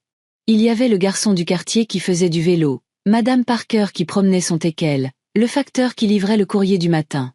Je me suis arrêtée de l'autre côté de la rue, regardant ma maison. Elle semblait négligée. La pelouse n'avait pas été tondue, les feuilles n'avaient pas été ramassées et des poubelles s'entassaient sur le porche. Soudain, la porte s'est ouverte et Mireille est apparue sur le seuil. Je me suis instinctivement réfugiée à l'ombre d'un arbre. Ma fille avait l'air hagard, les cheveux en désordre, les vêtements froissés et le visage émacié. Léo est sorti derrière elle, pâle et mince, emmitouflé dans sa veste. Ils sont montés dans la voiture et sont partis, probablement à l'hôpital pour un autre rendez-vous. J'ai senti mon cœur se serrer de douleur. Mireille, ma fille toujours soignée et méticuleuse, ressemblait à une ombre d'elle-même. Et Léo, pauvre garçon, il avait vraiment l'air malade. J'étais sur le point de partir quand Laurent est apparu dans la rue. Il marchait vers la maison, le dos voûté, regardant ses pieds. Il tenait un dossier à la main. Il venait probablement chercher quelque chose dans ma maison, encore une fois. Il avait une clé. Je lui laissais toujours un double. Mon fils s'est arrêté devant la maison, la regardant avec une sorte d'impuissance. Puis il a lentement gravi les marches et a disparu derrière la porte. Je me suis empressée de partir avant qu'il ne me remarque. Sur tout le chemin du retour vers la rue de la Grange, les images de mes enfants et petits-enfants épuisés m'ont poursuivi. Peut-être que ma leçon avait été trop cruelle. Quand je suis rentrée, j'ai trouvé Henri sur le porche avec un journal à la main. « Bonjour, Hélène », sourit-il. Je me suis dit que je passerais te proposer d'aller voir une exposition d'art local. Je suis désolée, Henri, secouai-je la tête. Aujourd'hui n'est pas un bon jour pour une exposition. J'ai des problèmes de famille. Il hocha la tête avec compréhension. Je savais que quelque chose n'allait pas. Tu as l'air bouleversé. Tu veux en parler ? Nous nous sommes assis sur la terrasse et je lui ai raconté toute l'histoire. Comment les enfants m'avaient tenue pour acquise. Le dîner mémorable. Ma décision de partir et de leur donner une leçon. Ce que j'avais appris aujourd'hui. Henri a écouté attentivement, sans m'interrompre. Quand j'ai eu fini, il est resté silencieux un moment, réfléchissant à ce qu'il avait entendu. Tu sais, dit-il enfin, je comprends ton désir d'apprendre à tes enfants à t'apprécier, mais peut-être y a-t-il un moyen de le faire sans leur causer autant de souffrance. Je ne voulais pas qu'ils souffrent, répondis-je à voix basse. Je voulais juste qu'ils comprennent. Et ils ont compris, dit Henri doucement. Il semble qu'ils aient réalisé à quel point ils dépendent de toi. La question est, qu'est-ce que tu vas faire maintenant ? Cette question m'a tourmentée toute la journée. Le soir, je n'avais pris aucune décision, mais une chose était claire. Il était temps de mettre fin à ce jeu de cache-cache. Je devais au moins dire aux enfants que j'allais bien. Le lendemain matin, je me suis réveillée au son du téléphone. C'était Bernadette, et elle avait l'air inquiète. « Hélène, tu ferais mieux d'allumer la télé. » France 3. Je suis rapidement descendue au salon et j'ai allumé la télé. C'étaient les informations locales, et j'ai vu Laurent, debout devant la caméra, un micro à la main. « Ma mère, Hélène Paddock, a disparu il y a un mois, » dit-il d'une voix tremblante. « Si quelqu'un l'a vue ou sait où elle pourrait être, veuillez contacter la police ou moi-même à ce numéro. » J'ai éteint la télévision, horrifiée. « Bernadette, qu'est-ce qui se passe ?» demandai-je en reprenant le téléphone. « Ils ont officiellement signalé ta disparition, » répondit-elle. « La police a ouvert une enquête. Ta photo est dans tous les journaux. Mais tu as dit au policier que j'allais bien. » Oui, mais ce policier était un agent de quartier. Maintenant, ils ont contacté la brigade des personnes disparues. C'est sérieux, Hélène. Je m'effondrai sur le canapé, ne sachant que faire. La situation devenait hors de contrôle. Je devrais les appeler, décidai-je. Leur dire que je vais bien. Attends, m'arrêta Bernadette. Réfléchissons. Si tu les appelles, ils vont accourir chez toi. Es-tu prête pour ça ? Je me suis demandé. Étais-je prête à affronter à nouveau les enfants ? À redevenir le centre de leurs demandes et de leurs attentes ? Non, répondis-je sincèrement. Mais je ne peux pas les laisser continuer à souffrir. Et je ne veux pas que la police perde son temps à chercher quelqu'un qui ne veut pas être trouvé. J'ai une idée, dit Bernadette après une pause. Et si je leur parlais ? Je leur dirais que tu m'as contacté, que tu vas bien, mais que tu as besoin de temps pour toi. Que tu les contacteras quand tu seras prête. Cela semblait raisonnable. Je n'étais pas prête pour un contact direct, mais je ne pouvais pas continuer à les laisser dans le noir. D'accord, acceptai-je. Mais Bernadette, s'il te plaît, ne leur dis pas où je suis. Je déciderai quand et comment les rencontrer. Bien sûr, m'assura-t-elle. Je t'appellerai après leur avoir parlé pour te raconter comment ça s'est passé. J'ai passé les heures suivantes sur des charbons ardents. Je ne pouvais ni lire, ni regarder la télé, ni même rester en place. Je marchais dans la maison, déplaçant des objets, époussetant une poussière inexistante, tout ce qui pouvait m'occuper les mains et me distraire. Finalement, à la tombée de la nuit, Bernadette est arrivée. À son visage, j'ai compris que la conversation avec mes enfants n'avait pas été facile. Alors, demandai-je en la faisant asseoir et en lui offrant du thé. C'était émouvant, soupira-t-elle en acceptant la tasse. J'ai appelé Laurent. Je lui ai dit que tu m'avais contacté, que tu allais bien, mais que tu avais besoin de temps pour toi. Il est immédiatement venu chez moi, emmenant Mireille avec lui. Et ils étaient dans un tel état, Hélène. Comment ça? Laurent a l'air malade. Mince, hagard, avec des cernes sous les yeux. Il a dit qu'il n'avait pas bien dormi depuis que tu as disparu. Et Mireille pleurait. Hélène, je ne l'avais jamais vue comme ça. Elle a dit que tout s'effondrait, qu'elle n'arrivait pas à gérer les enfants et le travail, que Léo était malade et que Dorine avait quitté l'université pour aider financièrement. J'ai senti un nœud se former dans ma gorge. Qu'est-ce que tu leur as dit? Que tu es en vie et en bonne santé. Que tu vis dans un endroit sûr, mais que tu ne veux pas être trouvé. Que tu as besoin de temps pour toi, pour réfléchir à ta vie, à votre relation. Que tu les contacterais quand tu serais prête. Et comment ont-ils réagi? Bernadette marqua une pause, comme si elle choisissait ses mots. Mireille était furieuse. Elle a crié que tu étais égoïste, que tu les avais abandonnés au moment où ils avaient le plus besoin de toi. Laurent était plus calme. Il a demandé où tu étais. Il m'a dit de te dire que tu lui manquais, qu'il avait besoin de ton aide. Et toi? Je leur ai dit que je ne pouvais pas révéler où tu te trouvais sans ta permission. Que c'était à toi de décider quand et comment les contacter. Que parfois, les gens ont besoin de temps pour eux, surtout quand on les a tenus pour acquis pendant des années. Je regardais mon amie avec gratitude. Elle m'avait toujours mieux comprise que quiconque. Merci, Bernadette. Je sais que ça n'a pas été facile pour toi. De rien, haussa-t-elle les épaules. Mais tu sais, Hélène, ils souffrent. Surtout les petits-enfants. Hugo travaille de nuit, il dort à peine. Ses notes sont en baisse. Léo est malade, et Dorine a abandonné ses études. Tu voulais donner une leçon à tes enfants, mais ce sont les innocents qui souffrent. Ces paroles me blessèrent. Je ne voulais pas que mes petits-enfants paient pour les erreurs de leurs parents. Je ne voulais pas qu'Hugo sacrifie son éducation. Je ne voulais pas que Léo soit malade sans les soins appropriés. Je ne voulais pas que Dorine abandonne l'université. Qu'est-ce que je vais faire, Bernadette? Demandai-je à voix basse. Je ne suis pas prête à retourner à mon ancienne vie, mais je ne peux pas non plus les laisser continuer à souffrir. Peut-être que tu devrais les rencontrer, suggéra-t-elle. Pas ici, mais en terrain neutre. Leur expliquer ta position. Établir des limites. Vous n'avez pas besoin de revenir à l'ancienne situation, mais peut-être que vous pouvez trouver un nouveau format pour votre relation. J'ai réfléchi à ce qu'elle avait dit. Peut-être qu'elle avait raison. Peut-être qu'il était temps de passer à l'étape suivante. Non pas pour retourner dans le passé, mais pour commencer quelque chose de nouveau. Une relation basée sur le respect mutuel, pas sur une dépendance unilatérale. J'y réfléchirai, dis-je finalement. Je dois tout peser. Bernadette hocha la tête avec compréhension et se leva pour partir. Ne tarde pas trop, Hélène. Ils sont à bout. Quand elle est partie, je suis restée un long moment assise dans le salon, regardant le ciel s'assombrir par la fenêtre. Les images de mes enfants et petits-enfants tourmentés me hantaient. Je voulais leur donner une leçon, mais pas au prix de leur santé et de leur bien-être. Peut-être qu'un mois suffisait. Ils avaient déjà réalisé à quel point ils dépendaient de moi. Mais je ne pouvais pas non plus revenir sans qu'il y ait des changements dans notre relation. Le téléphone a sonné plusieurs fois, mais je n'ai pas répondu. Je savais que c'était Laurent ou Mireille, essayant de me joindre après avoir parlé à Bernadette. Je n'étais pas prête pour cette conversation. Non.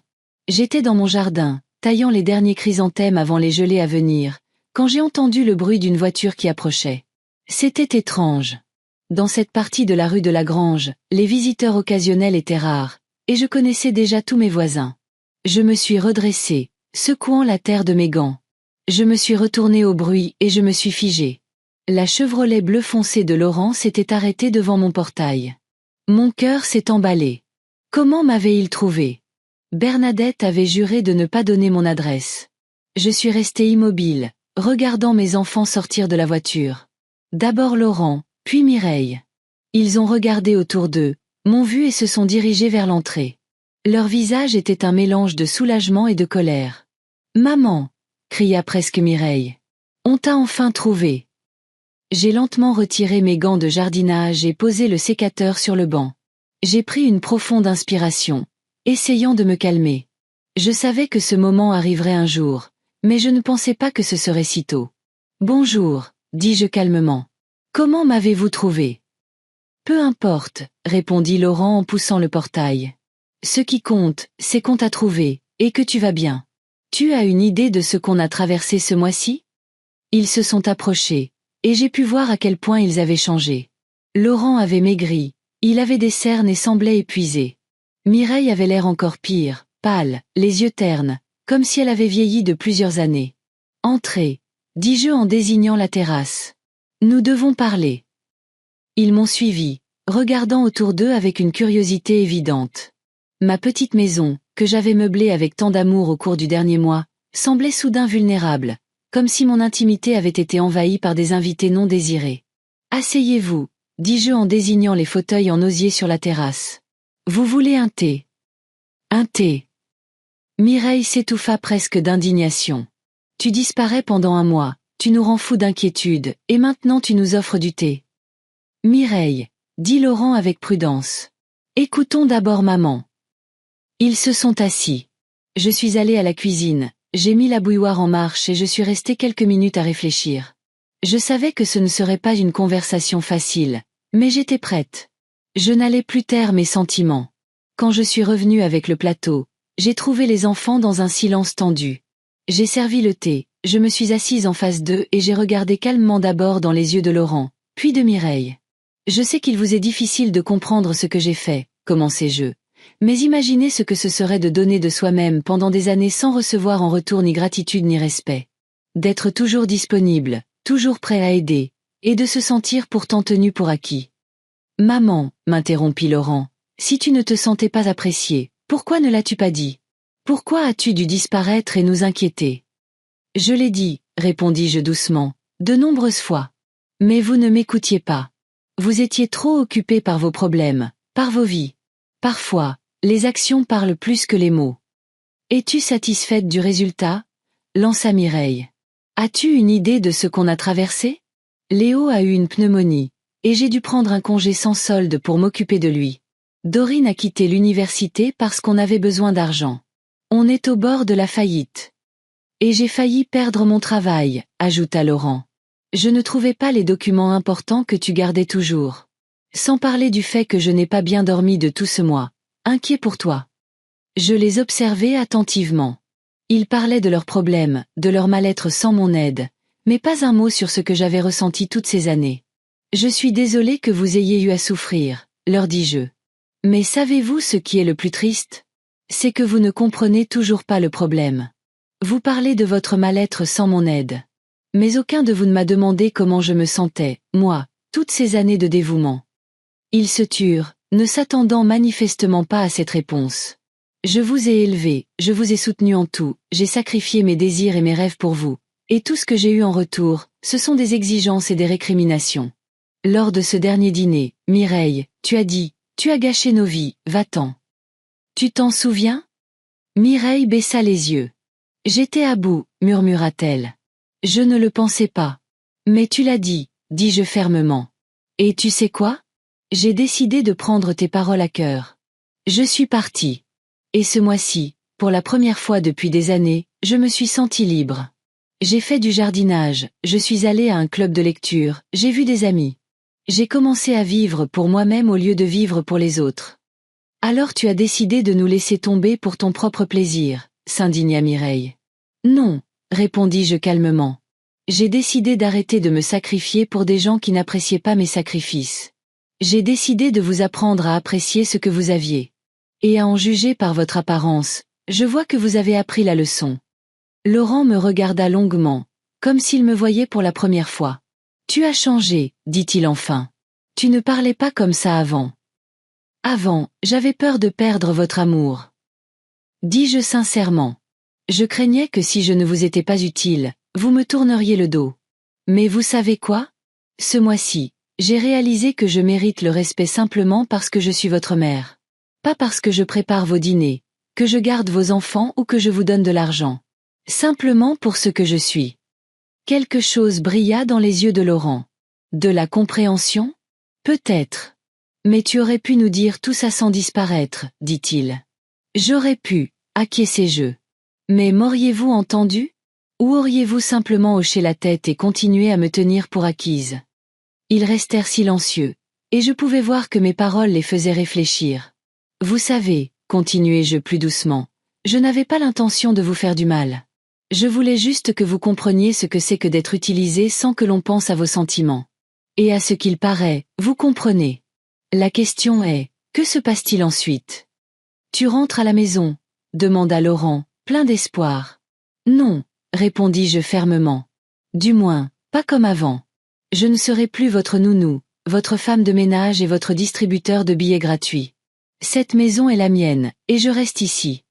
Mais nous, demanda Mireille, et je pouvais entendre la note familière d'égoïsme dans sa voix. Comment allons-nous nous en sortir? De la même manière que vous vous en êtes sortis ce mois-ci. Haussez-je les épaules. Vous êtes des adultes, Mireille. Vous avez un travail, vous avez des mains, vous avez une tête sur les épaules. Je ne vous ai pas aidé parce que vous ne pouviez pas le faire vous-même, mais parce qu'il vous était commode de me transférer vos responsabilités. Ce n'est pas juste, éclata Mireille. Je travaille du matin au soir, j'ai 2 enfants. J'ai eu 2 enfants aussi, l'interrompis-je. Et je travaillais aussi, et je ne déléguais pas mes responsabilités aux autres. Mais maman, intervint Laurent, tu ne vas pas disparaître de nos vies, n'est-ce pas? Tu nous as vraiment manqué. Je regardais attentivement mon fils. Il y avait de la sincérité dans ses yeux, mais je connaissais trop bien Laurent. Il avait toujours été un maître de la manipulation, capable d'obtenir ce qu'il voulait des gens. Est-ce que c'est moi qui t'ai manqué, ou mon aide? Demandai-je sans détour. Il détourna le regard, et j'eus ma réponse.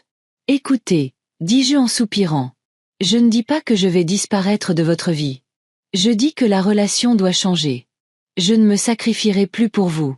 Je vous aiderai, mais à mes conditions, en respectant mon temps et mes désirs. Et quelles sont ces conditions? Demanda Laurent après une pause. Premièrement, pas de visite impromptue. Si vous avez besoin de mon aide, appelez avant. Deuxièmement, pas d'exigence. Vous pouvez demander, mais j'ai le droit de refuser sans me sentir coupable. Troisièmement, pas de manipulation, pas de si tu m'aimes, tu feras ça. Et quatrièmement, le respect de mon temps, de mes intérêts, de ma vie. Ça a l'air dur, dit Mireille, et je pouvais entendre l'irritation dans sa voix. Ça a l'air juste, objectai-je. Je ne tolérerai plus le manque de respect et le mépris. Ils se regardèrent, manifestement incertains de quoi dire. Et les enfants? Demanda Mireille. Dorine a dû quitter l'université pour m'aider, et Léo est malade. Et c'est très triste, dis-je sincèrement. Mais Dorine est ta fille, Mireille, ta responsabilité, pas la mienne. Alors, tu t'en fiches. Il y avait du reproche dans sa voix. Je ne m'en fiche pas, répondis-je calmement. J'aime mes petits-enfants. Mais je ne vous laisserai pas les utiliser pour me manipuler. Mireille se mit en colère, mais Laurent lui posa une main sur l'épaule, arrêtant sa tirade. Maman a raison, dit-il brusquement. On l'a utilisée, on l'a tenue pour acquise, et maintenant on en récolte les fruits. Je regardai mon fils avec surprise. L'aveu était si inattendu que je restai muette un instant. Tu es d'accord avec moi? Demandai-je enfin. Oui, acquiesça-t-il. Ce mois m'a appris beaucoup de choses. J'ai réalisé à quel point j'avais dépendu de toi, à quel point tu avais fait pour nous, et à quel point nous l'avions peu apprécié. Je le regardai, incrédule. C'était trop beau pour être vrai. Laurent, dis-je lentement, si tu penses qu'avec cette confession tu vas me convaincre de revenir et que tout redeviendra comme avant. Non, secoua-t-il la tête. Je me rends compte que tu ne le feras pas. Et honnêtement, après tout ce qu'on a fait, je ne peux pas t'en vouloir. J'essaie juste de comprendre, j'essaie de changer. Je regardai mon fils, essayant de voir la vérité dans ses yeux, mais je ne vis que de la fatigue et quelque chose qui ressemblait à du remords. Je veux te croire, dis-je à voix basse, mais je sais très bien à quelle vitesse ces promesses sont oubliées quand le premier besoin se fait sentir. Donne-nous une chance, dit-il. Donne-nous une chance de prouver que nous pouvons changer. Je tournai mon regard vers Mireille. Elle était assise, la tête baissée, et je pouvais voir la tension dans ses épaules. Et toi, Mireille, lui demandai-je. Tu veux changer, toi aussi. Elle leva les yeux, et je vis dans son regard un mélange de colère, de ressentiment et ce qui me surprit le plus, de peur. Je ne sais pas, maman, dit-elle sincèrement. Je ne sais pas si je peux. Tu as toujours été mon pilier. Sans toi, je me sens perdue. Ces paroles étaient plus sincères que je ne l'attendais, et elles me touchèrent. Mireille, dis-je doucement. Tu es plus forte que tu ne le penses. Tu t'en sortiras. Et je ne dis pas que je vais disparaître de ta vie, c'est juste que les choses doivent changer. J'essaierai, dit-elle à voix basse. Je ne peux pas promettre que ça marchera, mais j'essaierai. Nous restâmes assis en silence, finissant notre thé froid. Je les observais jeter des regards furtifs autour de la terrasse et du jardin, essayant de comprendre comment j'avais vécu ce mois-ci. C'est magnifique ici, dit enfin Laurent. Calme, paisible. Oui, acquiesçai-je. Exactement ce dont j'ai besoin maintenant. Depuis combien de temps as-tu cette maison? Demanda Mireille, la surprise dans la voix. 15 ans, répondis-je. Je l'ai achetée avec l'argent hérité de tante Odile. Je la louais et j'économisais l'argent. C'était mon plan de secours. 15 ans. Laurent était clairement déconcerté. Et tu ne nous l'as jamais dit. C'était mon espace personnel, haussai-je les épaules. Quelque chose qui n'appartenait qu'à moi. Ils se regardèrent à nouveau, et je vis qu'ils commençaient à comprendre, à réaliser que je n'étais pas seulement leur mère, mais une personne avec ses propres désirs, rêves et secrets. « Qui est Henri ?» demanda soudain Mireille. La voisine a dit qu'elle avait vu un homme venir souvent chez toi. « Henri est un ami, » répondis-je, sentant le rouge me monter aux joues. Nous nous sommes rencontrés dans un club de lecture. Un ami. Mireille semblait incrédule. Juste un ami. Et même si ce n'était pas juste un ami, dis-je soudainement, en quoi cela te regarde-t-il? Mireille ouvrit la bouche, puis la referma, ne sachant que dire. Tu as raison, dit-elle enfin. Ça ne me regarde pas. C'est juste, étrange de penser que tu puisses avoir tu sais, une vie personnelle. Je souris. Oui, Mireille, j'ai une vie privée, et je n'y renoncerai plus pour vous. On ne te demande pas d'y renoncer, intervint Laurent. C'est juste que, tu nous manques, maman. Je le regardai attentivement, essayant de voir s'il était sincère. Je suis prête à faire partie de votre vie, dis-je. Mais à de nouvelles conditions. Non pas comme une nounou gratuite ou un distributeur automatique, mais comme une mère et une grand-mère dont le temps et les sentiments sont respectés. Nous ferons de notre mieux, dit Laurent. Je ne peux pas promettre que tout changera immédiatement, mais nous essaierons. Bien, acquiesçai-je. C'est tout ce que je demande. Essayez, c'est déjà quelque chose. Ils sont partis 1 heure plus tard, promettant d'appeler la semaine suivante. Je suis restée sur le pas de la porte, regardant leur voiture s'éloigner sur la route, et j'ai ressenti un vide étrange à l'intérieur. Ni soulagement, ni joie, ni même colère, juste du vide. C'était comme si la conversation m'avait vidé de toute émotion. De retour à la maison, je me suis servi un thé et je suis sortie sur la terrasse. Le soleil se couchait, teintant le ciel de nuances roses et dorées. Mon petit jardin, dans lequel j'avais tant travaillé le mois dernier, avait l'air calme et paisible. J'ai pensé à la relation avec nos enfants, aux nombreuses années de sacrifices que j'avais faites, et à la façon dont un mois d'absence avait tout changé. Ils me voyaient d'une manière nouvelle, non plus seulement comme une mère, toujours prête à aider, mais comme une personne avec sa propre vie, ses propres désirs, ses propres limites. Je ne savais pas s'ils pourraient gérer ces nouvelles règles. Je ne savais pas si je pourrais moi-même les respecter sans succomber à l'habitude de me sacrifier. Je ne me faisais pas d'illusions. Je savais qu'il y aurait des rechutes, qu'il y aurait des conflits, qu'il y aurait des moments où les vieilles habitudes reprendraient le dessus. Mais j'étais déterminée à essayer. Pas pour eux, mais pour moi. Pour la femme que j'avais découverte en moi ce mois-ci. Une femme qui a droit à sa propre vie, à ses propres rêves, à son propre bonheur. Ce n'était pas la fin, c'était juste le début. Un début incertain, anxieux, plein de doutes. Mais un début. Le début d'une nouvelle relation basée non pas sur la dépendance, mais sur le respect mutuel. Et j'étais prête à faire ce premier pas, aussi difficile soit-il.